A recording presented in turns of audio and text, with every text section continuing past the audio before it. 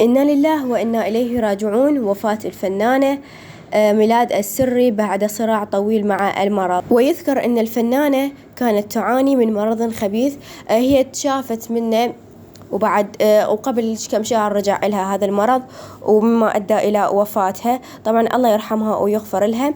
ونعت نقابة الفنانين وفاتها، وقالت: ببالغ الحزن والأسى تنعى إدارة السينما والمسرح المتمثلة بمديرية العام الدكتور أحمد حسن موسى ومنتسبيها وكوادرها كافة برحيل الفنانة ميلاد السري اليوم الجمعة موافق 28 تموز بعد صراع طويل مع المرض. نسأل المولى عز وجل أن يغمد فقيدة بواسع ويسكنها فسيح جناته، أن يلهم أهلها وزملائها ومحبيها الصبر والسلوان، والتشييع يكون جثمان الراحلة في هذا اليوم تمام الساعة 3 ظهرا في مبنى مسرح الرشيد مقر دائرة السينما والمسرح والكائن في منطقة الصالحية. إنا لله وإنا إليه راجعون.